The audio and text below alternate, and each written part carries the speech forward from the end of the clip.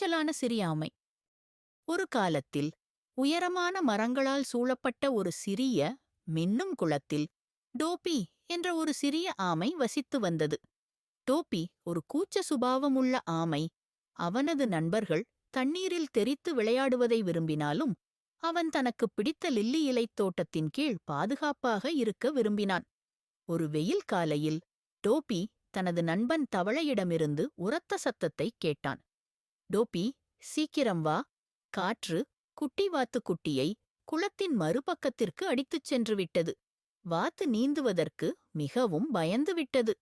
டோபி தனது லில்லி இலைத் தோட்டத்தின் கீழ் இருந்து எட்டிப் பார்த்தான். தூரக்கரையில் உதவிக்காக குட்டி வாத்துக் குஞ்சு அலறிக் கொண்டிருந்தது. அதன் சிறிய மஞ்சள் இறகுகள் காற்றினால் அசைந்தன.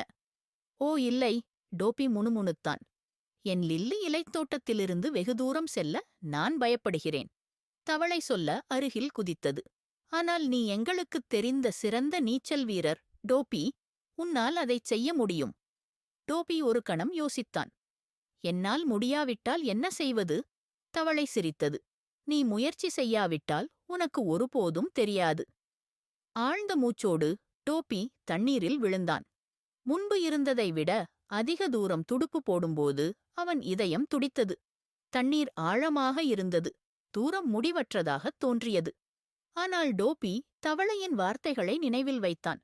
நான் முயற்சி செய்ய வேண்டும் என்று தனக்குத்தானே சொல்லிக் கொண்டான். இறுதியாக டோபி சிறிய வாத்துக் குஞ்சை அடைந்தான்.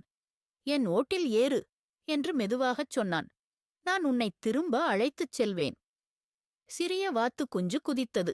டோபி குளத்தின் விளிம்பிற்கு நீந்தியது.